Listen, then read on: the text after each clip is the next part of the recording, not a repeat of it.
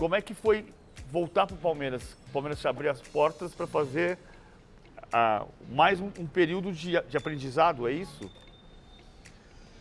Primeiro, agradecer a vocês a oportunidade aqui. Uma honra estar com você sempre. Para mim é um prazer. Para mim, o retorno, na verdade, ele já teria acontecido antes, né? Quando eu chego no São Paulo, naquele período eu ainda negociando com o São Paulo, eu sou um cara que eu converso muito com vários treinadores, o Vanderlei estava chegando no Palmeiras. E aí a coisa não deu certo em encontrar datas, até porque não ficaria legal eu, treinador de São Paulo, estar dentro do Palmeiras. O tempo foi passando, e eu sempre mantive contato com o próprio Abel, que é o treinador hoje atual. E quando eu saio demitido no Avaí, eu começo a olhar as datas, a ver as possibilidades. E aí, num contato com o Abel, porque a minha preocupação é não atrapalhar quem está trabalhando, né? Eu tenho que ir lá, tentar observar, tentar conversar, mas no momento que eu não atrapalhe esse pessoal. E na conversa com o Cícero e com o Anderson, eles acharam que a data ideal seria agora, nessa semana do Bragantino, Fortaleza e Santos. E aí eu acabo vindo, o que para mim é espetacular, porque eu consigo fazer, traçar um paralelo do que eu vivi como atleta no Palmeiras, do período que eu vim no Palmeiras ali por 2013, 2014, e no período de hoje, né? Porque são 3 épocas totalmente diferentes e 3 Palmeiras totalmente diferentes, né? O Palmeiras não tem nada a ver com a outra. Então, para mim, realmente foi bastante proveitoso. Ele faz assim, né? Qual que é esse paralelo, Alex? Você falou, traçar um paralelo entre esses 3 Palmeiras. Como é que tá na sua cabeça? Cara, assim, ó, se uma pessoa entrou na academia do Palmeiras no meio da década de 90, no final da década de 90, eu brinco sempre com os caras aí, ó, nós fomos campeões da Libertadores com uma estrutura bem pequena. Porque o que acontecia naquele período? A Parmalat tinha dinheiro para contratar jogadores. E ela fazia. Ela contratava jovens, que era o meu caso, contratava jogadores ali no meio de carreira, gastava dinheiro por aquilo, mas estruturalmente o Palmeiras perdia para várias equipes do futebol brasileiro. Quando eu retorno em 2014, já ex-jogador, para visitar o Palmeiras, para visitar os amigos, eu já vejo um Palmeiras iniciando para uma nova situação. E que hoje eu encontro esse Palmeiras do futuro com as coisas, a estrutura física espetacular, processos das pessoas internos muito bem resolvidos, muito bem determinados. Aí encontro uma comissão técnica que a coisa tudo funciona bem e faz esse Palmeiras estruturado e vitorioso que é hoje. Então, assim, a diferença desses anos todos, a gente está falando aí de 24, 25 anos, realmente é de um crescimento absoluto do clube. De comissão técnica em si, traçando um paralelo das melhores comissões técnicas que você teve enquanto jogador com a comissão técnica do Abel, o que tem de semelhança e diferença? Então, mas aí depende, porque o que eu vivi como atleta é muito diferente do que a gente tem hoje, né? Por exemplo, quando eu chego no Palmeiras, a figura de nutricionista não existia, porque nós estamos falando de 1997, onde esse tipo de preocupação não existia. Se nós lembrarmos de matéria na época, não estou lembrado se é 98 ou 99, nós iniciamos o ano mal, o Filipão solta os valores do peso dos jogadores internos, solta para a imprensa. Lembra jogador batata, Lembro. Jogador Os mandioca, gordinhos, alguns gordinhos. Os gordinhos do Filipão, matéria do André Rizek. E assim, era um período que, por exemplo, o treinador podia falar o nome do jogador, agredir o jogador verbalmente, o jogador assimilava aquilo como algo que eu tenho que devolver para o treinador, mas eu tenho que devolver para o treinador como? Treinando bem, jogando bem. Era um outro tipo de sociedade, era um outro tipo de assimilação, era um outro tipo de aceitação. E a gente falava aqui antes em off aqui, uma coisa que eu encontrei de comissão técnica no Abel hoje era algo parecido com o que o Vanderlei tentava fazer no Cruzeiro em 2003. Então, assim, as comissões técnicas do Vanderlei que eu peguei eram comissões técnicas diferentes da do Felipe.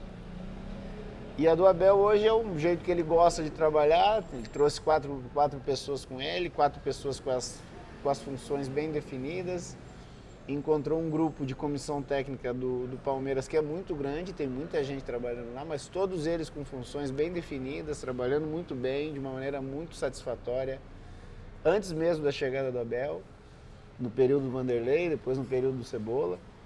Então, assim, é um casamento onde encontrou uma comissão legal, uma comissão boa, com a rapaziada que já trabalhava no Palmeiras e estava nessa situação aí que eu comentei, de iniciando ali 2013, 2014, para encontrar esse Palmeiras de hoje. Eu acho muito injusto fazer comparativos do que era a comissão técnica de antigamente com a comissão técnica de hoje.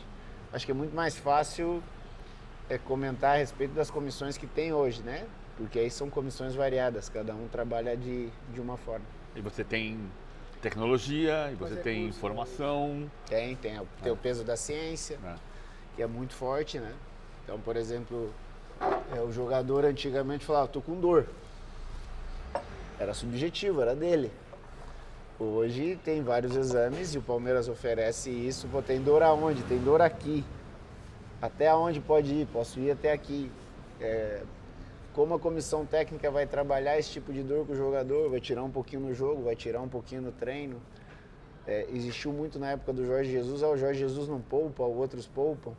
Por quê? Porque da variação de cada um, da conversa de cada um. Do que o clube oferece de recuperação. Do que o clube oferece de recuperação, do que o jogador entende que é um processo de recuperação, porque isso também é importante. Porque uma coisa que é legal no Palmeiras, e eu vi nessa semana, todos eles trabalham muito bem suas funções, e quando eu digo todos eles, os jogadores estão inclusos. Porque se o jogador não comprar isso, também não adianta. Ele vai ter toda uma parafernália ali científica de pessoas, e que se o cara não usar, e os atletas do Palmeiras atingiram um nível de entendimento disso. Então, assim, realmente aquilo que a gente viveu lá atrás, hoje em dia é totalmente diferente. Quer dizer, vamos lá, vou pegar a história da palestra do sono que o Abel deu outro dia. Sim. E você consegue transferir isso para 98, 99? Ou Transferir em que sentido? No sentido de você imaginar um vestiário ouvindo, ô moleque, você precisa dormir. Não, mas, por exemplo, não sei se o Abel explica isso na matéria. Mas existe uma rotina dentro do Palmeiras, você entra e vai para a sala do fisiologista. Na sala do fisiologista você faz o que antigamente nós fazíamos no vestiário, que era você se pesava, anotava o peso e era subjetivo. Vinha alguém e perguntava, e aí, como é que foi a noite? Dormiu bem, não dormiu bem? Dormi bem. Hoje o cara vai num totem e fala, dormi bem. Qual o teu nível de cansaço de 0 a 10? O cara vai lá e coloca de 0 a 10. E isso tudo está no computador, o computador vai dando e vai jogando pro Abel. Tinha como mentir na década de 90? Tinha. Hoje não tem mais. Porque a hora que puser o GPS, a hora que começar a correr, o GPS vai acusar o estado físico que você está. O que acontecia na década de 90, o cara batia pro Filipão, pro Vanderlei, velho, não dá. Vim direto da noite, dormi mal, não consegui dormir, o cara, beleza, segura aí um pouquinho, amanhã você volta a treinar. Ou, porra, você tá de sacanagem, você vai treinar e eu quero que você se arrebente mesmo, porque isso acontecia, porque como eu falei, existia uma relação que hoje é o contrário, hoje você protege, porque o jogador se sente ofendido, e não é o jogador, a sociedade está assim. Na nossa época, não. Na nossa época, o cara apontava o dedo e você que se vire. É um problema teu e você tem que resolver. Hoje é assédio moral. Cara, hoje dá um monte de coisa, né? Porque, por exemplo, eu cresci com as pessoas, com meu pai, com os meus amigos, com os meus professores, dando a responsabilidade para você e você assumindo. Dando o nome. Paulo, o problema é teu, você resolve. Hoje, muitas vezes, se eu falar, Paulo, o problema é teu, você já se ofende, já não é assim. O entorno hoje é muito maior. Eu não tinha ninguém. Eu vim para São Paulo, morava sozinho. Eu fui morar com a minha esposa 3 anos depois, quando eu casei. Hoje chega um jogador, o cara se apresenta, tem um staff do lado dele, várias pessoas. Então, assim, não acho que cabe comparação do que nós vivenciamos lá atrás com o que eles vivenciam hoje. Isso é bom ou ruim? Cara, isso é a sociedade moderna. Não tem como dizer. Eu costumo dizer que é diferente. Nós temos que nos adaptar a isso. Por quê? Porque tudo mudou. O tipo de liderança, por exemplo, o treinador é o líder do processo. O treinador da década de 90, não existe mais aquele tipo de liderança nos dias de hoje. Porque as pessoas que estão sendo lideradas cresceram, foram educadas e vivem de forma diferente do que nós vivíamos lá atrás. Eu nasci em 77 e as minhas referências eram Zico e Sócrates. Eu acho que eu tive belíssimas referências. Hoje, uma criança que tem 10 anos não vão ver Zico e Sócrates, vão ter que buscar outras referências. E aí é muito mais uma defesa minha daquilo que eu vivi, porque eu amava Zico e Sócrates, amava não, continuo amando, acho que são referências importantíssimas para mim. E essa molecada de hoje tem que buscar outro tipo de jogadores. Ah, Alex, não tem? Claro que tem, é óbvio que tem. Só que, de novo, numa sociedade diferente, num outro mundo, nós estamos falando aí de 25, 30 anos de diferença. No que cabe a nós, temos a inteligência de entender essa mudança toda.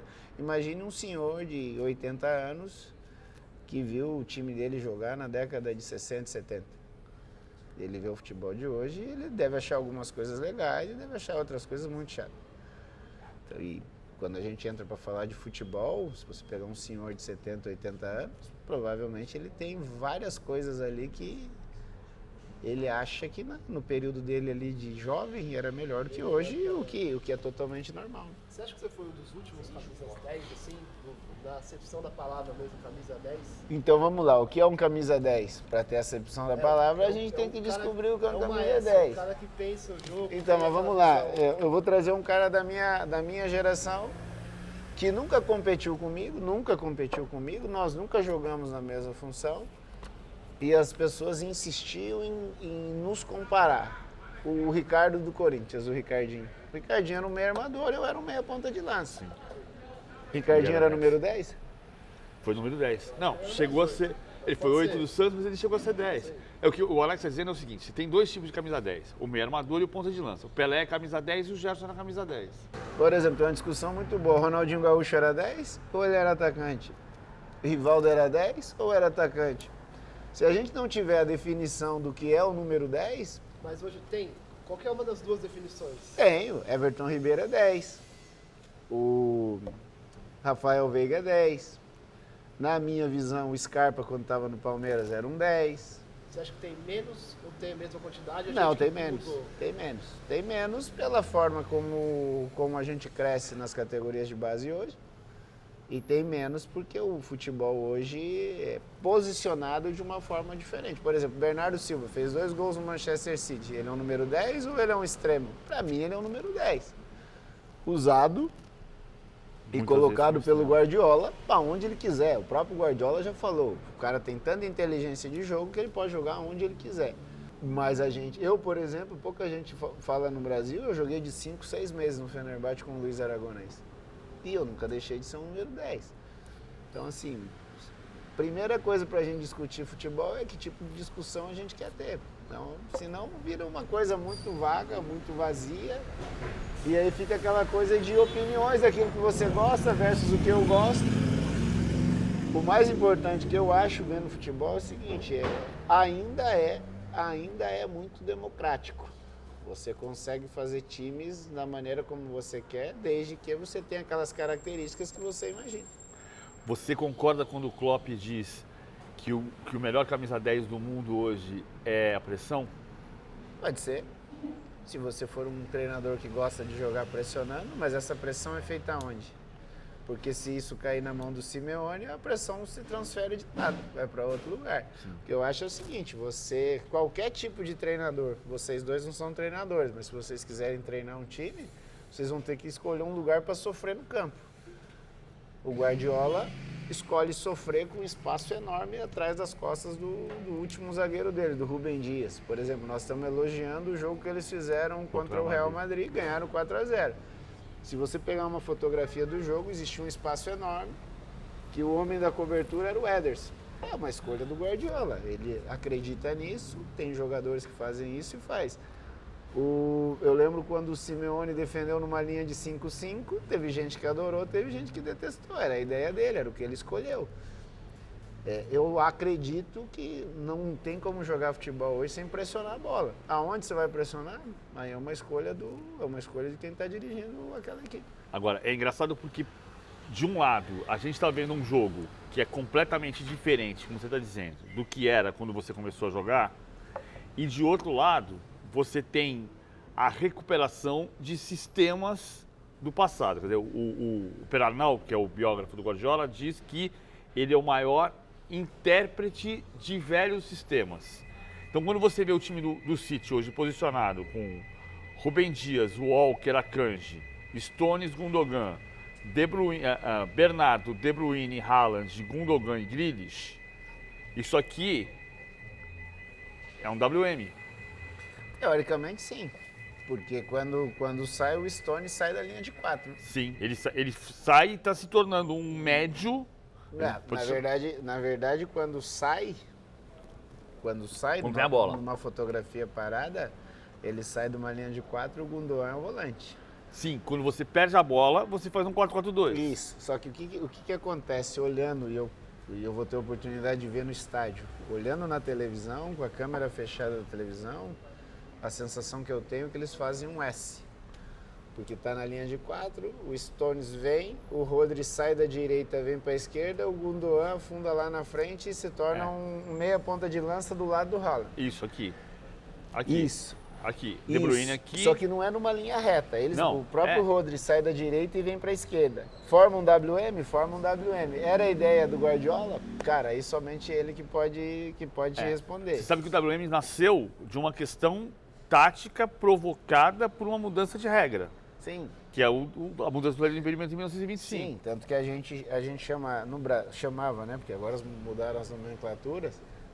No Brasil a gente chama de quarto zagueiro porque inventou-se a linha de 4. Tinha o zagueiro central que era do meio, os dois laterais, no caso, o zagueiro da direita e da esquerda. E nasce a figura do. Ninguém mais usa isso, né? Até engraçado, um dia no São Paulo eu usei quarto zagueiro, os caras falaram, toma cuidado, tem uma molecada aí que não sabe o que é quarto zagueiro. E nasce a figura do quarto zagueiro. E hoje, não sei se é uma releitura que o Guardiola falou, como você acabou citando, mas ele usou já em alguns jogos. Só que se nós lembrarmos, o próprio Cruyff na década de 90 usava com o próprio Guardiola. O próprio Guardiola em alguns jogos jogando com o Ronald Koeman e ele, a hora que a bola desenhava, o próprio Guardiola dava um passo para frente e se tornava um homem de meio campo. Então assim, releituras é aquilo que eu acabei de dizer, Paulo. O treinador tem as peças dele, treina, executa ali no treino, discute as dúvidas e tenta usar. O próprio Abel aqui em alguns momentos, ele não usou tão evidente assim. Mas o Gomes em alguns momentos saía como um volante, como número 5, pelo menos na saída baixa ali, na primeira saída, para tentar criar um pouquinho de confusão no adversário. Não ficava tão evidente porque o Stones nesse jogo foi lá na frente mesmo. Sim. Em dados momentos ele passou à frente do Gundogan às vezes. Mas os treinadores vão surgindo ideias, principalmente se ele tem as peças para tentar fazer. Porque, cara, não é videogame, né? Às vezes os jogadores não conseguem entender, não conseguem interpretar e o principal, né, meu? Não tem confiança e coragem para fazer isso. E aí tem um ponto que começa a cair na dificuldade de quem vai entrar nesse mercado. Eu posso perguntar assim, você prefere sofrer como o Guardiola sofre no espaço? Eu prefiro sofrer como o Guardiola sofre. Se você puder fazer um time que você tenha jogador para fazer, você vai fazer. Se você perguntar o meu ideal de futebol, eu prefiro sofrer como o Guardiola sofre, com espaço lá nas costas. Se você fazendo com que a gente pressione num campo menor na linha de ataque. Onde você possa exigir que essa rapaziada da frente pressione, não pressione longo, porque eles estão treinados para pressionar curto, os treinamentos são feitos em cima disso. E o grande problema é que os nossos zagueiros, os zagueiros brasileiros, eles não são estimulados de pequeno a correr para frente sem ter medo do que está atrás. Porque a grande diferença que a gente enxerga do futebol europeu para o futebol brasileiro é a coragem de você correr para frente, seja do volante, seja dos médios, seja dos laterais, seja dos defensores.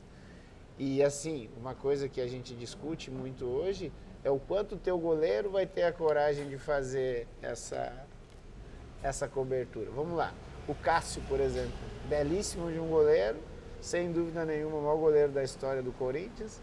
Chega um treinador no Corinthians e quer pressionar alto lá, o Cássio vai fazer essa cobertura?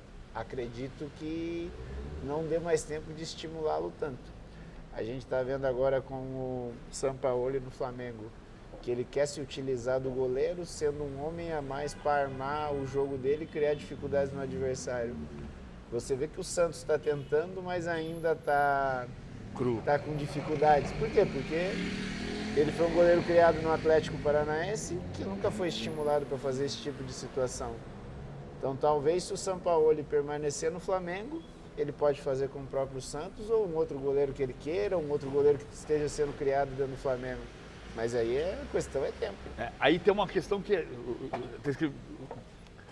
eu acordei terça-feira pensando, pô, o São Paulo vai afogar o Fluminense. Aí eu vi num dos programas um menino falando, não sei se o São Paulo tem condição física de fazer isso. Bom, boa ponderação. Falei, cara, quantos preparadores físicos teve no Flamengo? Você teve 4 técnicos nos últimos 10 meses? Quantos preparadores físicos foram? Aí eu fui ver, foram 4. Né? Aí, 4 com qual modelo de trabalho? Então aí a gente volta para a questão do que a gente está O vendo jogador aqui. de futebol não é um robozinho, vamos programar, hoje você pressiona alto, hoje você pressiona baixo. Claro. O cara tem que ser estimulado para aquilo. E esse nível de conhecimento, que você acabou de sair de um clube como o Avaí, que é um clube que não entendeu o que está acontecendo com o processo. Sim, Né? O que sim. acontece? A gente tem hoje um milagre no futebol brasileiro. 6 técnicos da Série A há mais de um ano no cargo. Sim. É a primeira vez na história dos pontos corridos que a gente tem 6 técnicos da Série A há um ano no cargo. Um ano Sim. no cargo. Bom, como é que é o desafio para quem começa a carreira de técnico no Brasil, com todo o conhecimento que você detalha, num país que muda 4 preparadores físicos, num dos principais clubes do país, muda 4 vezes de preparador físico em 10 meses e quer mudar o modelo de jogo. Ou que contrata um técnico revelação, digamos assim, que se prepara para ser um técnico promissor e que dá 18 jogos e diz, o trabalho não está bom. 18 jogos? Mas aí é um detalhe legal, Paulo, porque assim, o trabalho estava bom, o que estava ruim eram os resultados. E aí, essa resposta eu não tenho, porque nessa resposta quem tem que te dar é quem gere o clube. Mas o Brasil está melhor nesse aspecto ou o Brasil continua igual? Não, está melhor. Está melhor? Está melhor, é óbvio que está melhor. Vamos dar um número assim, imaginário. Vamos imaginar que lá atrás eram 30 clubes que pensavam iguais. Hoje talvez sejam 25. Esses 6 que você olhou aí, desses 6 não são 6 clubes que ganharam ao longo desse ano. São 6 clubes que, se nós olharmos, por exemplo, o Luiz Castro no Botafogo, Sim. o ano do Botafogo, ano passado, foi um ano derrapante, onde o próprio Textor estava chegando, o Luiz com a comissão estava chegando e eles foram se ajeitando. Vai ser um ano vitorioso do Botafogo? Não sei, mas vai ser um ano melhor que o ano passado, isso é inegável. Sim. Qual é a ideia do Botafogo? O Textor e o pessoal deles é que sabe. Qual é a ideia do Avaí, por exemplo? Quando me contrata, eles queriam um time que marcasse alto e um time que jogasse com a bola. Quando os resultados passam a não acontecer, eles mudaram de ideia. Quando eles mudaram de ideia, eu falei, cara, o treinador não sou eu. Se vocês me contrataram para uma coisa, Tem que vocês esperar. não podem exigir de mim uma outra coisa agora. Claro. E uma coisa que eu sempre pedi para o Avaí foi o seguinte, eu preciso, é uma necessidade minha, até por eu ser jovem, por eu estar aprendendo, que a cada rodada vocês me questionem em cima do meu trabalho semanal. Porque no dia do jogo o meu percentual é muito pequeno. Então vocês têm que me questionar pelo treino que eu dou, pela cobrança que eu faço, pelas exigências que eu tenho, pelas correções que eu faço. Ganhar o jogo, perder o jogo, fugiu da minha mão e fugiu da mão de qualquer treinador. Só que o peso do externo em equipes como o Avaí e na maioria do time brasileiro você tem que ganhar jogos. E como vai ganhar jogos, a gente tem que descobrir. O trabalho em si, para mim como treinador, as coisas estavam acontecendo. Eu via como meu time marcava, eu via como meu time saía de trás, eu via onde o meu time tinha dificuldade, eu via onde o meu time conseguia sair dessas dificuldades, eu via como eu poderia oferecer dificuldades para o treinador adversário. Isso define ou não define o jogo? Não, o que define o jogo é um detalhe de uma bola parada, é um detalhe de um passe bem dado ou mal dado, que isso é a mão do jogador, isso é o percentual do jogador. E quando a gente fala isso, nós não estamos dando ao jogador a responsabilidade total de tudo, não. A gente está dando a responsabilidade de uma parte, que é a parte principal do jogo. Não tem como você dar todas as rotas. Vamos lá, o Palmeiras hoje é o time de melhor bola parada do futebol brasileiro. Isso é inegável. Era com o Scarpa e hoje é com o Rafael Veiga e às vezes com o Gabriel Menino. Se o Gabriel Menino e o Rafael Veiga não jogarem, o Palmeiras tem um terceiro que pegue bem na bola para ter essa mesma bola que tem? Não sei. Não sei. Tem que descobrir. Então eu, por exemplo, eu sempre usava o meu exemplo quando eu jogava. No meu período, os meus atacantes, os meus defensores faziam muitos gols. Por quê? Porque eu pegava bem na bola. O Luxemburgo, o Filipão, os meus treinadores davam as ordens, treinavam, mas se eu não pegasse bem na bola... E eu sempre dou um exemplo muito simples. O treinador treina a bola parada e a bola parada é indicada pelo treinador para cair no primeiro pau. Se a bola cai no segundo pau, a responsabilidade não é do treinador, é a responsabilidade de quem bateu. Então, assim, voltando no Avaí, quando eles me contratam, eu saio de uma maneira satisfeita do Avaí. Por quê? Porque eu cumpri tudo o que eu combinei com o Avaí. Eu não combinei ganhar jogos, nem sou louco de fazer isso. Nem eu, nem treinador nenhum. Mas aquilo que eu combinei de treinamento, de exigência, de busca de melhora individual, busca de melhora de setor, isso eu fazia todos os dias e fiz todos os dias até o último momento. Mas o resultado condiciona o pensamento de quem comanda. E não é um privilégio do Avaí, né? A maioria dos times agem desse jeito. E os clubes que o PVC cita, provavelmente em algum momento tiveram situações ruins. Fortaleza. E a situação do Fortaleza é a mais evidente com o Vojvoda. E acaba se recuperando e hoje tem um time super competitivo, com as ideias muito claras do treinador, nos quais os jogadores já não têm mais dúvida nenhuma na execução. Eu sou um treinador de mercado. Se as propostas vierem até mim, eu vou sentar, vou conversar, como eu fiz com o Avaí, como eu fiz com o São Paulo quando eu fui contratado, como eu fiz com outros clubes que eu acabei não indo. E se eu achar, se eu acreditar naquilo que eu ouvi, como eu acreditei no Avaí, volto ao clube para trabalhar. Tem uma coisa que eu brinco que é síndrome de Tom Cruise, né? Que é a história que eu falei do Vanderlei agora há pouco. E é perfeita, a analogia é perfeita. Se você não escolher o papel, você não vai ganhar o Oscar. Claro. Né? Você acredita que no Brasil tem papéis bons que podem aparecer, ou seja... Desde que o cara acredite num treinador que não tem nada. Quando eu digo não tem nada, é um treinador em início de um processo de carreira. Porque o que fica na discussão é o seguinte: tem milhões de treinadores no futebol brasileiro. E, a meu ver, todos eles com boas ideias. Cada um com a sua ideia. É aquilo que eu acabei de dizer no início. Uns vão defender mais alto, outros vão defender médio, outros vão defender baixo. Uns vão jogar em transição, outros vão querer ter a bola. Cabe ao clube que tipo de jogo você quer construir no teu clube. Que tipo de situação você quer com aquele treinador que você vai contratar. Por exemplo, o Pedro Martins no Cruzeiro, quando ele contrata o Pesolano, ele explica por que contrata o Pesolano, e agora que ele contratou o Pepa, ele explica por que contratou o Pepa. Ou seja, o Pedro Martins, que é o chefe desse processo todo, com o Ronaldo por trás, com o Paulo André por trás, eles discutem muito qual é a ideia do Cruzeiro. Em cima da ideia do Cruzeiro, contrata-se o treinador, contrataram os dois, o Pesolano anteriormente e agora o Pepa. Isso é o ideal para o futebol brasileiro. Que tipo de treinador você quer para aquele clube? A ideia do Corinthians hoje é um negócio muito louco. Como é que esses caras do Corinthians vão receber informações atrás de informações de pessoas diferentes, de profissionais diferentes, de ideias diferentes, sem saber o que o próprio Corinthians imagina? Então, por exemplo, surgiu a situação do Cuca, que foi uma situação muito louca. Mas por que contrataram o Cuca? Quando o Cuca sai, acho que 3 ou 4 dias depois... Por que contrataram o Luxemburgo? Por que contrataram o Lázaro no início? Esse é o tipo de pergunta que quem dirige tem que responder. E muitas vezes nós, enquanto treinadores, nós temos que responder por coisas que não são nossas, que são do clube. Então, assim, esse tipo de coisa é uma realidade ainda latente no Brasil, e não é só clube, o próprio torcedor participa disso. Porque o torcedor perde 2, 3, a primeira coisa que ele fala é fora o treinador. O nome do treinador pouco importa, é fora o treinador. Acreditando que vindo um novo treinador... Eu conheço o caso de treinador que foi embora do clube sem conhecer o nome dos funcionários do clube. Eu conheço o caso assim. Porque o treinador, quando ele foi pro departamento médico para trocar uma ideia com o massagista, ele caiu, ele não sabia o nome do cara, e o cara trabalhava com ele todo dia. E esse cara tem um papel importante no trabalho dele do dia a dia. Porque o jogador sai dali, passa por esse cara, troca ideia com esse cara, e quando você começa a ter essas relações, você é podado.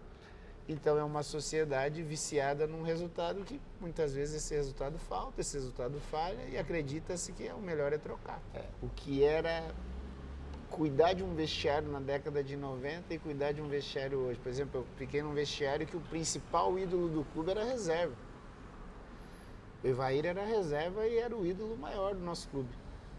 O Evair, eu estou falando de 99, 6 anos antes o Evair faz o gol que tira o clube da fila. Uma fila que deixou o palmeirense maluco. E o Evair, quando faz o gol contra o Corinthians, o Evair se torna o ídolo grande daquele período, sai e volta para um período legal, mas ele é o grande ídolo. Quando a gente ia para o Parque Antártica, a música mais longa era do Evair, o chamado maior era do Evair, todo mundo sabia que o Evair era o cara do time. E ao mesmo tempo ele era reserva de um cara importantíssimo que era o Osés, que fazia gol de importante, gol atrás de gol. E acredito que não era fácil para o Filipão controlar isso. E não acho que a dificuldade maior seja controlar o jogador. Eu acho que a dificuldade maior seja controlar o entorno. E o entorno envolve muita gente, cara. Hoje em dia, muito mais gente ainda. E fora isso, tem a rede social, tem o amigo do amigo, tem o assessor de imprensa, que é uma figura, vamos chamar de moderna no futebol. E muitas vezes a maneira como esse cara leva uma mensagem interna é mal interpretada fora e causa algum problema dentro. Então, assim, eu não sei te dizer se é mais difícil, se é mais fácil. Eu só acho que a gente tem que entender a realidade atual. A realidade atual não é uma realidade como a gente vivia na década de 90. Isso é uma realidade que eu tenho bem clara na minha cabeça. Então, vamos, ainda nessa linha do que disse o Éder, assim, você foi crescendo, você não é a mesma pessoa hoje que você era em 97, nem eu sou, ninguém é. Em 2003, você era uma pessoa e um jogador diferente do que você era em 97. Sim. Estou falando porque antes de você ir para a Turquia, talvez tenha sido um momento no Brasil que você tenha sido mais líder. Mais líder, no sentido de... Eu era homem, né? Você era um homem? Eu era homem, em 99 eu era um menino no Palmeiras. Isso é evidente. Agora sim, você atingiu uma posição de liderança com o passar dos anos para ser um líder dentro do gramado. Ser um líder nessa estrutura, que não é melhor nem pior, é diferente. Ser um líder deste processo um amadurecimento que vai chegar como chegou para o jogador? Que eu acredito muito nisso. Eu, por exemplo, eu sempre brinquei, quando eu chego no São Paulo, eu sou menino do Curitiba com 17 anos. No Avaí, hoje, eu sou o menino que cheguei no Palmeiras. E que tinha que entender como era, e que conversava muito, e que oscilava muito. Meu primeiro ano de Palmeiras, você lembra, você acompanhava. Você jogou bem. Eu joguei muito bem, joguei razoável, joguei muito mal. Era totalmente natural naquele momento. Tive pessoas maravilhosas que me ajudaram a dar essa segurança. Uma das coisas que eu comentei agora, para eu liderar o processo do Avaí, quando eu assino com o Avaí, eu falo para os caras, eu vou precisar de vocês, eu vou precisar da ajuda do executivo, eu vou precisar da ajuda da diretoria. Eu virava para os jogadores mais velhos e falava, cara, eu vou precisar de vocês, porque vocês são os caras que já vivenciaram outros processos, já vivenciaram com outros treinadores, para que eu seja essa liderança que a figura do treinador é. No meio disso, eu sou um cara observador, eu sou um cara curioso, eu sou um cara questionador.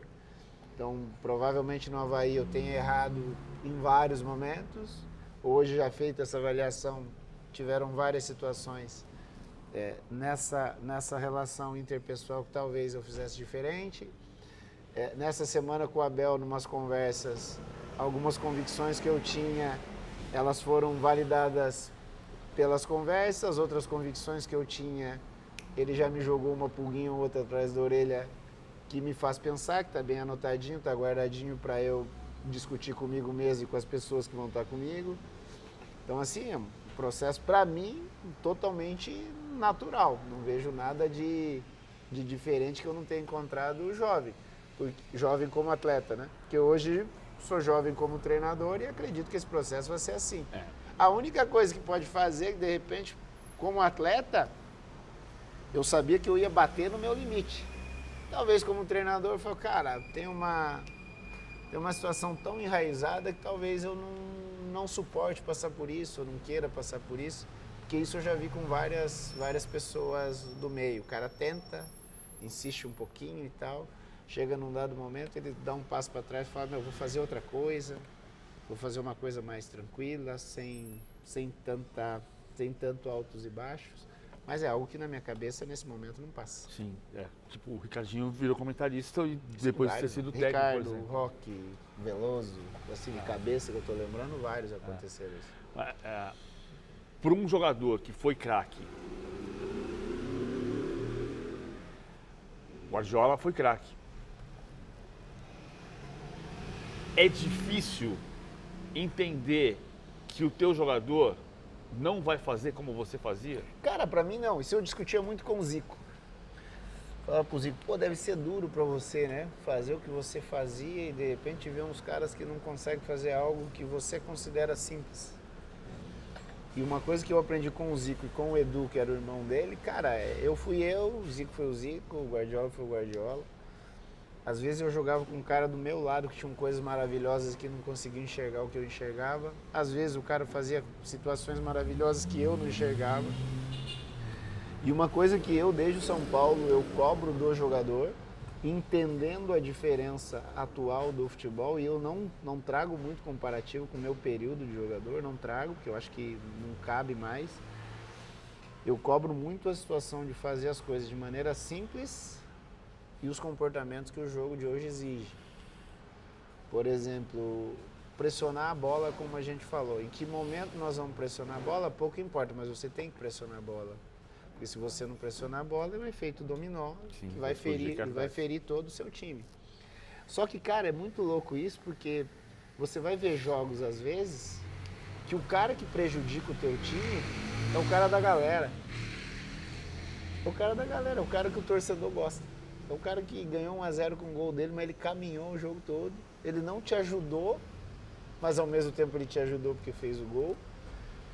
Então, oferecer esse comportamento aos jogadores é o que eu mais cobro no dia a dia. Cara, são coisas simples, você é treinado para fazer isso, você mecaniza esses movimentos e faz. O resto do jogo é teu.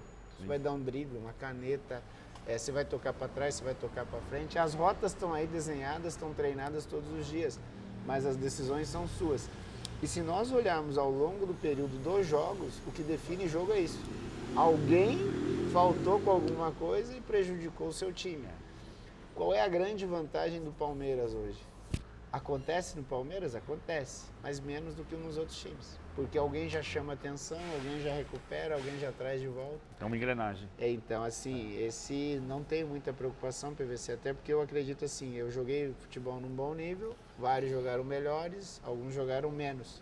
E no futebol atual é isso, tem jogadores espetaculares, tem jogadores razoáveis, tem jogadores que não têm tanta técnica, mas podem ajudar de outra forma. E aquilo que eu falei aqui em algum ponto, a democracia do futebol, que ela ainda existe, e cabe ao treinador e a quem está no campo de juntar uma pecinha com a outra. Então eu, sinceramente, eu tô há 2 anos e meio de treinador, eu nunca olhei e falei assim, puta, fosse eu faria tal coisa. É algo que não passa pela minha cabeça. Segundo você chegou na história do Miro, né, que era o professor que te levou para o BBB? Sim, Miro. Miro.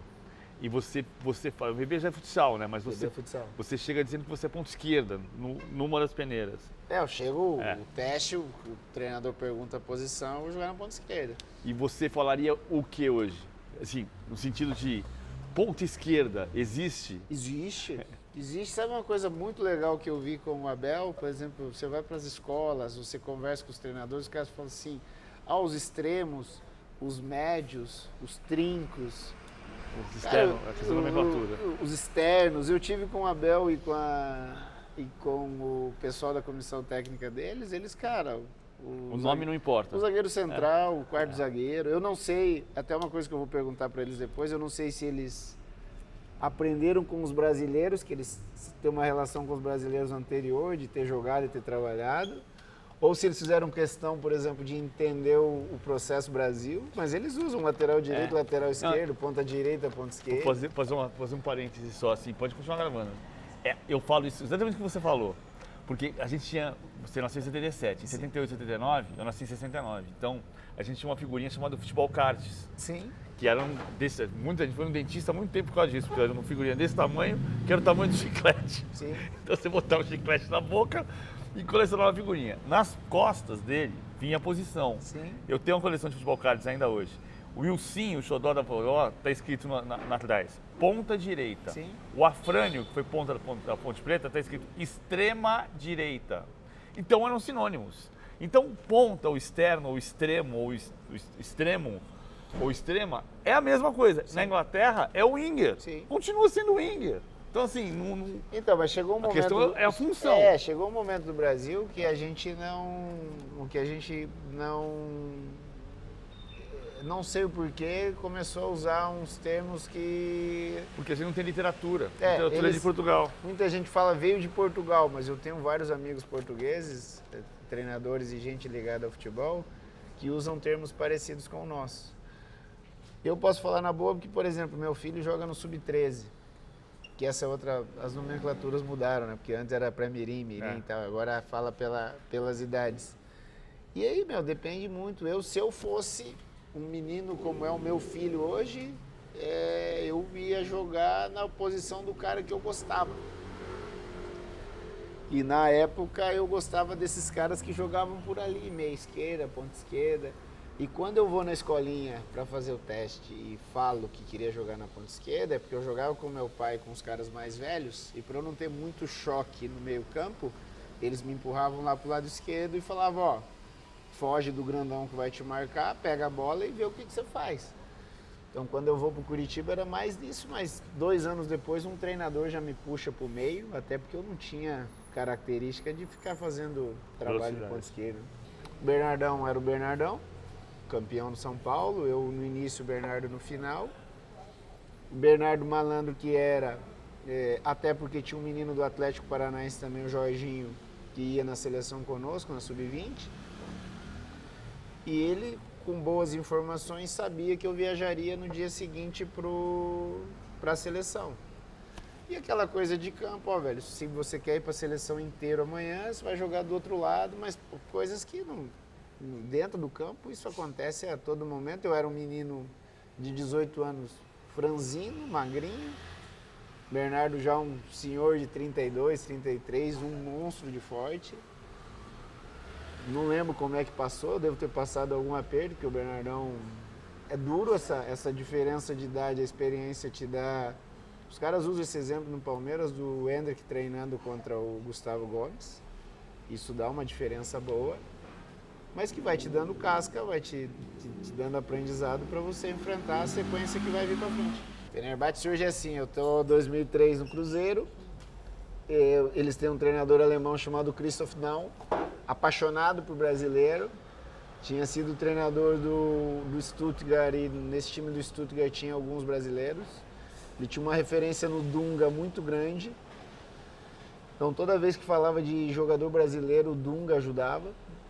E antes de mim ele tinha treinado o Zé Roberto, Robson Ponte, Zé Elias, um pessoal ali na Alemanha, no Stuttgart e no Bayer Leverkusen. E ele começa a acompanhar o time de 2003 e eles vêm, Fenerbahçe vem em agosto, setembro de 2003 mais ou menos, para contratar o Maldonado, eu e o Márcio Nobre. E eu tinha um problema com a minha esposa que a gente tinha perdido 2 gravidez, ela estava grávida e eu falava pro seu Juan Figa que cuidar das minhas coisas, eu não vou agora enquanto minha filha não nascer. Já foram 2 gravidez, eu não vou para um local que eu não tenho ideia de como seja. E o senhor sabe, eu não quero jogar em outro país que não seja na Espanha. E eu jogando bem, indo na seleção, as coisas acontecendo bem e os turcos vindo a cada 20 dias.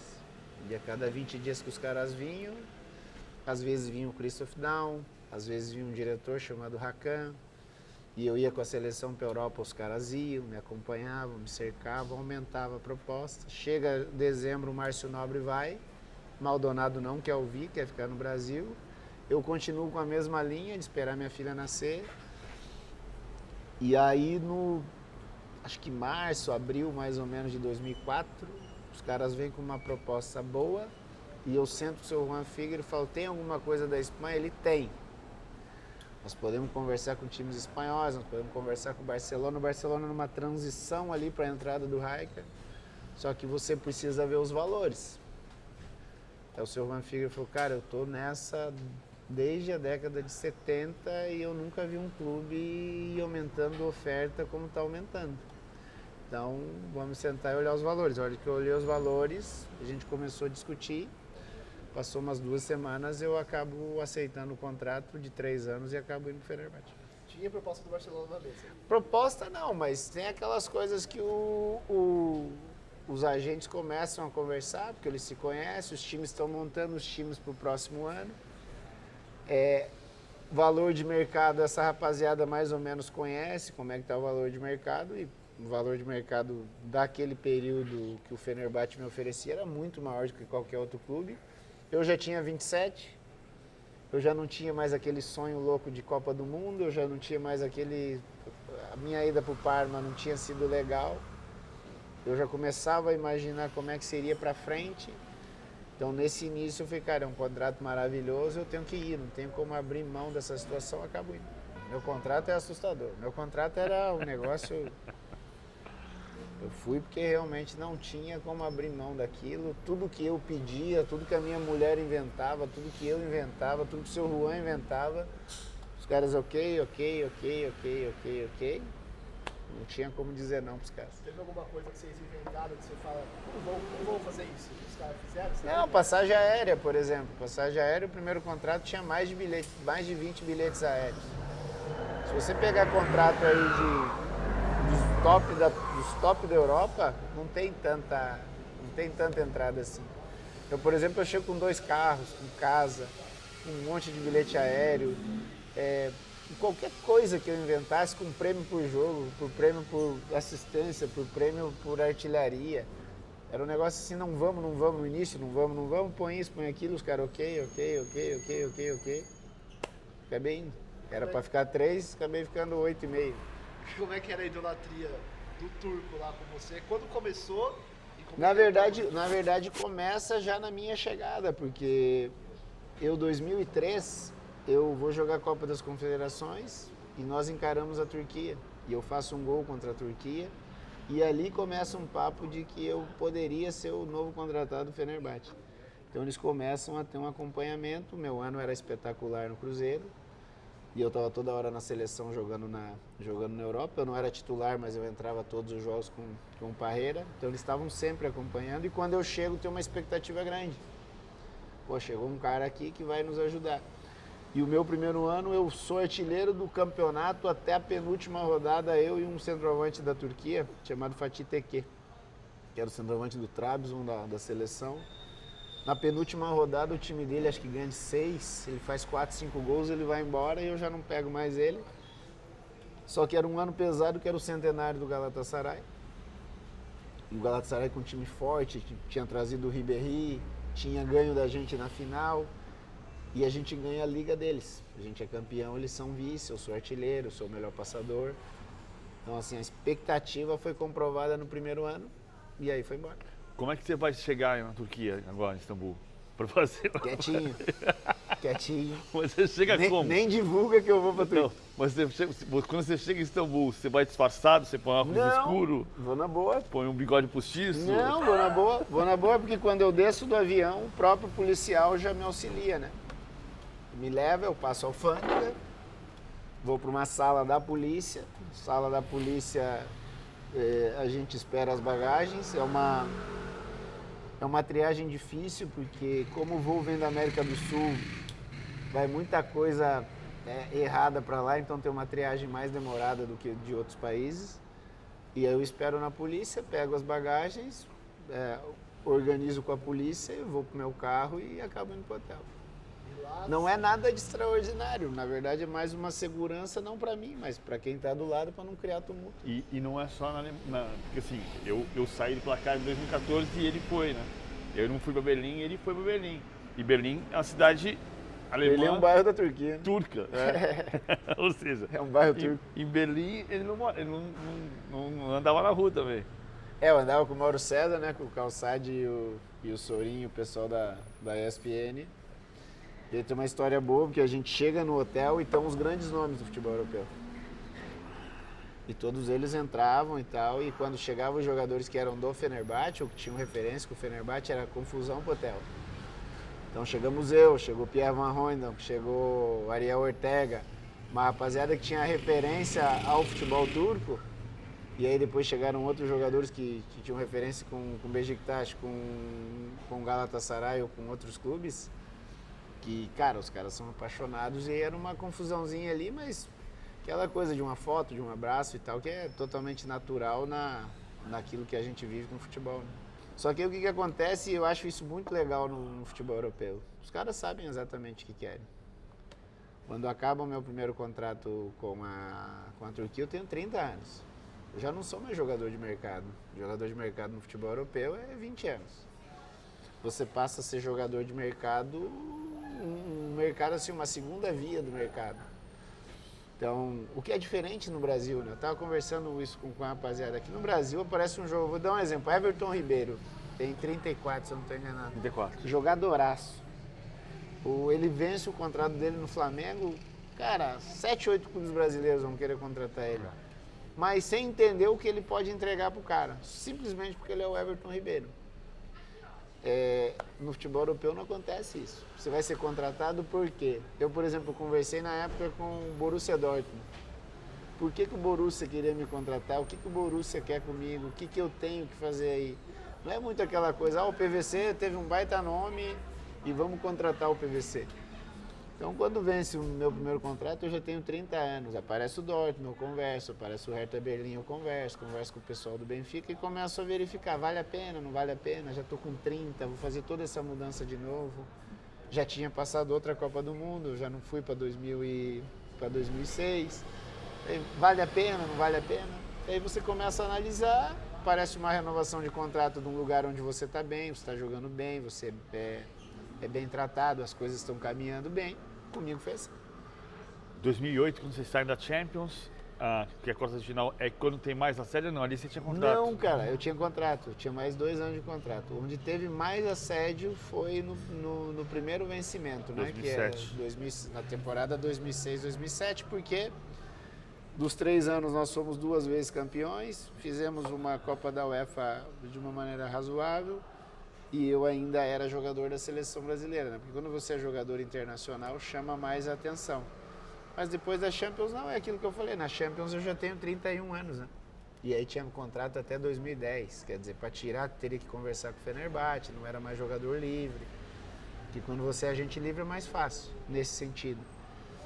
Então, a diferença é o seguinte, se eu vou pro Fenerbahçe quando eu fui pro Parma, que eu saio do Palmeiras com 22 anos, talvez esse processo fosse um pouco diferente. Mas como eu já vou com 27, aí a linha já é outra. Eu sempre tive o sonho também de fazer uma coisa que eu consigo fazer, mas não sempre. Então eu tava no Rio, tava mais difícil. Que é falar assim, eu não vou olhar quanto é a conta, cara. Vou pagar a porra da conta. Outro dia a gente tava saindo do estádio, alguém perguntou pra você do vinho, você falou assim, passei dessa fase. Passei já. Passei dessa fase. Isso aí era década de 90. Se eu gostei, eu compro.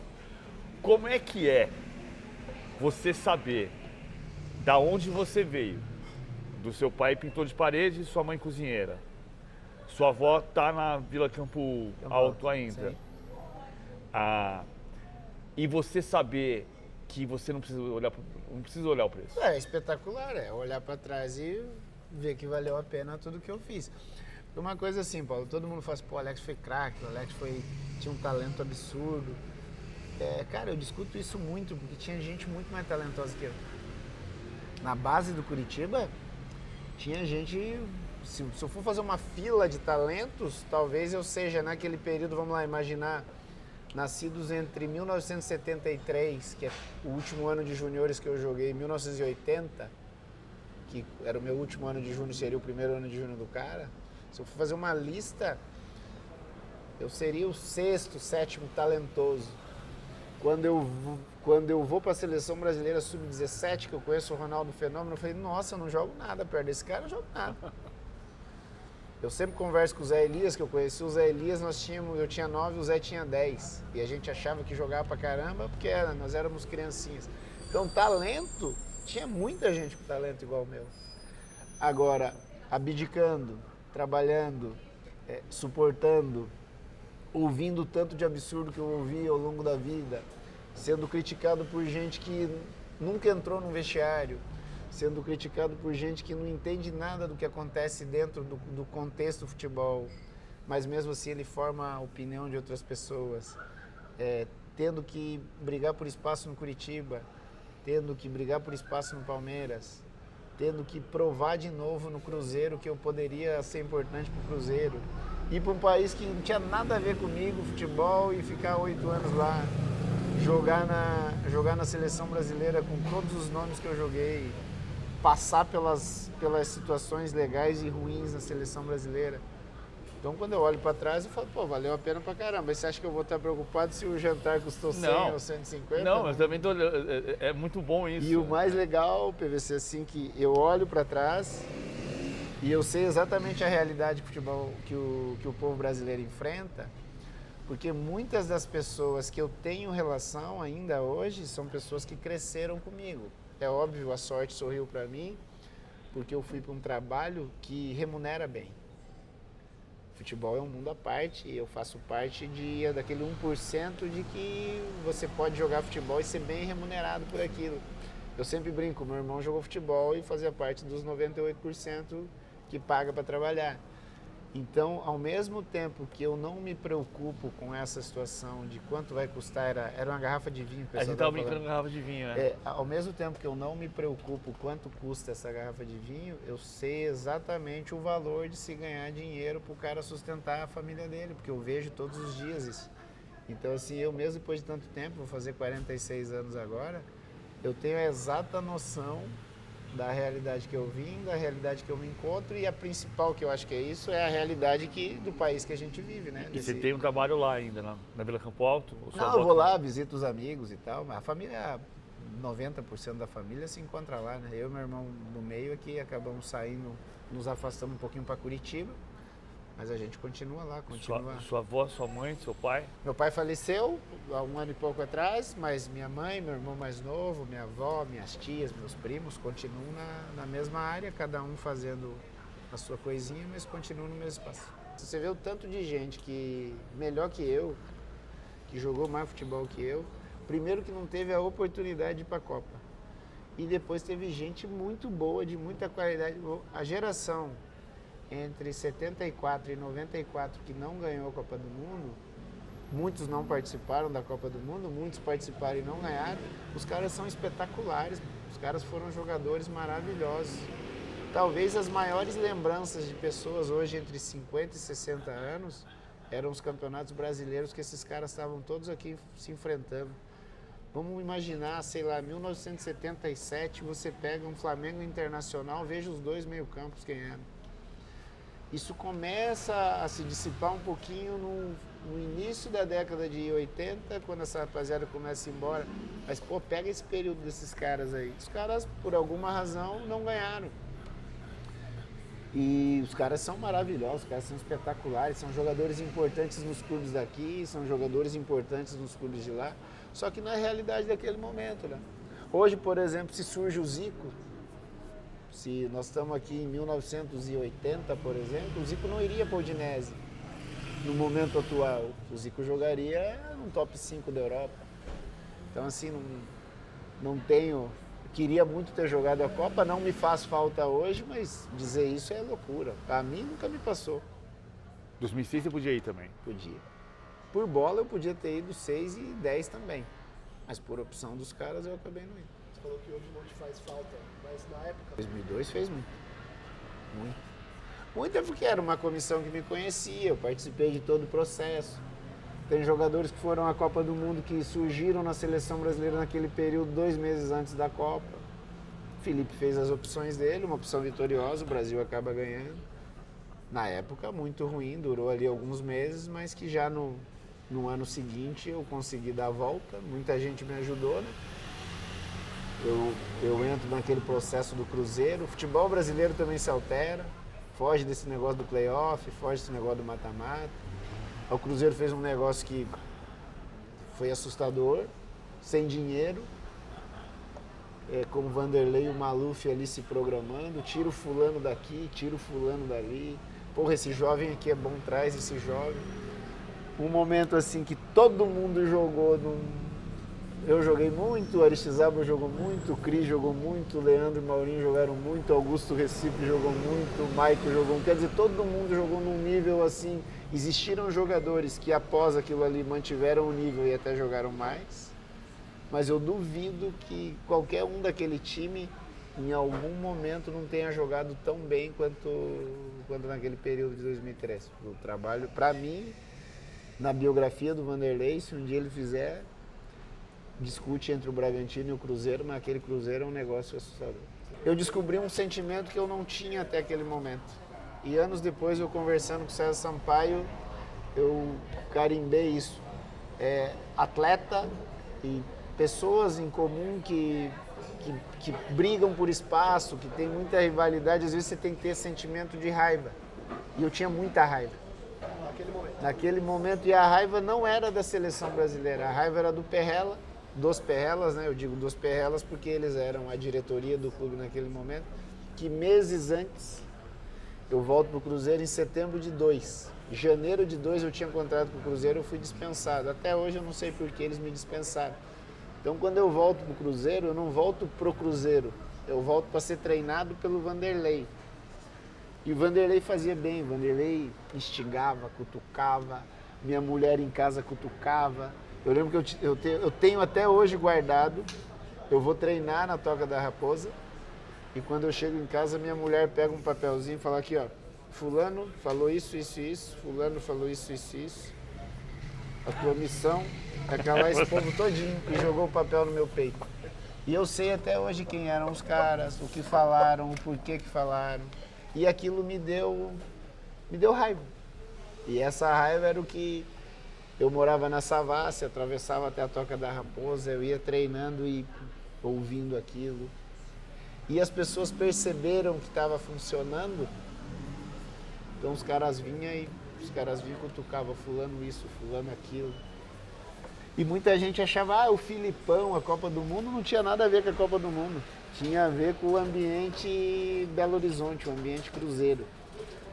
Aí tem uma história legal, eu faço um gol contra o Vila Nova em Nova Lima e subo no alambrado. Aí um diretor falou, também não tinha nada a ver, o diretor chamado Seu Falso, ele era o diretor da base. O Vanderlei tinha uma relação com a base muito boa. Ele falou assim, agora você virou Cruzeiro. Agora você entendeu esse sentimento, você subiu na tela, você fez. Eu falei, cara, não fiz nada, eu fui lá, comemorei o gol, dei tchau pra torcida. Mas os caras começaram a entender que estava valendo a pena aquilo.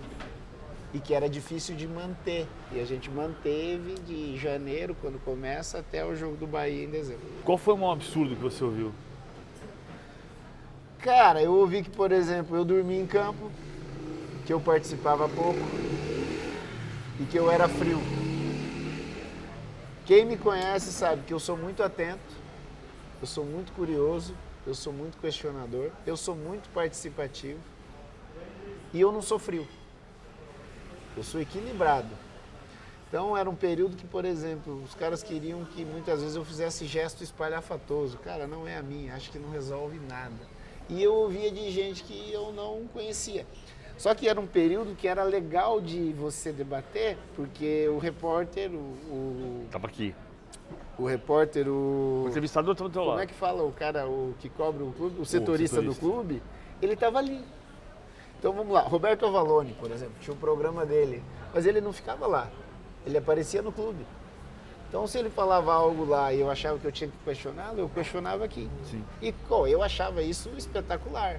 O cara dava a opinião dele ali, eu dava a minha aqui, apertava a mão dele e ia embora. Claro. E você quer criticar, não tem problema nenhum, legal pra caramba. Então assim, eu ouvia de gente, teve gente que eu não tive essa oportunidade, mas a grande maioria eu tive essa oportunidade, eu acho isso maravilhoso. Porque Aí os caras falaram assim, pô, ele é pouco participativo. Aí eu ia olhar, eu fazia menos gol que o Oséias e o Paulo Nunes, que eram os dois da frente. Ele é pouco participativo, eu dava assistência igual o Arce e o Júnior lateral. Mas pô, os caras querem que eu faça o quê? Que eu marque igual o Galeano? Eu não vou conseguir. E aí eu comecei a entender o seguinte, que eu tinha que me preocupar mais com o que eu ouvia dentro do que com o que eu ouvia fora. E a partir do momento que eu entendi isso, que era importante que eu agradasse quem estava dentro, aí esse período irregular acaba ali no meio de 98 e eu vou embora. Existe uma situação hoje perigosa que naquela época tinha menos. Hoje gente de dentro do clube, para agradar alguém lá fora, passa informação, achando, você é amigo do cara, eu agrado ele, eu passo uma informação. Volto nos assessores, muitas vezes os assessores, para agradar o assessorado, passam uma informação para a imprensa. Antes era desnecessário isso, a imprensa estava vendo. Então a imprensa via todos os dias, não, o treinador queria montar treino estratégico, queria montar treino de bola parada, algum treino específico. A gente via um repórter, né, PVC, tinha vários, o cara subia lá. Eu subi o morro uma vez. O cara subia no morro, o cara tinha um buraquinho no muro, o cara arranjava um buraquinho no muro. Por quê? Porque aquele jornalista era um cara que ele queria mais informações, mas ele queria mais informações. Ele não queria uma fofoca, porque hoje tem muita fofoca. Hoje o cara briga para saber se vai jogar o Michael ou o Marcos Rocha. Para saber quem deu aquilo ali primeiro. O Abel tá com uma dúvida se joga o Piquerez ou o Vanderlan. O Luxemburgo tá na dúvida se joga o Roger Guedes do lado esquerdo dentro na direita. Entendeu? O Odair hoje teve uma discussão. Em contrapartida, tinha um negócio assim, saía na porrada. Eu e o Zinho no treino, por exemplo. O PVC não ia pôr a briga, o PVC ia perguntar pra gente o que aconteceu. Hoje tem um vídeo de uma briga, o cara já monta uma narrativa da briga que nem sempre é real. Então eu acho que hoje fortalece fofoca. Eu acho que dá pra chegar ali num meio termo que fique bom. Vamos imaginar cobertura de Champions League, cobertura de Copa do Mundo. Hoje eu abro um pouquinho, amanhã eu abro um pouquinho, hoje eu falo com você, amanhã eu falo com o PVC, amanhã eu falo o treinador, depois fala 2 jogadores, amanhã eu falo o capitão, mas você oferece matéria para a imprensa para fugir um pouco do achismo, né? Senão fica muita, eu acho isso, eu acho aquilo, eu acho perigoso isso. Verdadeiro ou falso? Você nunca fez um gol feio? Falso. Verdadeiro ou falso? Você nunca viu a final de 2002? Já vi, várias vezes. Verdadeiro ou falso? Nunca mais falou com o Felipão? Falso. Falei do Filipão. Ontem eu estava comentando do Felipe, falei com ele várias vezes. Verdadeiro ou falso? Você já chegou a estar acertado com o Corinthians e depois não quis ir? Não, conversei com o Corinthians, mas nunca tive acertado. Falso. Seu filho vai ser craque, é verdadeiro ou falso? Cara, isso é muito duro de saber.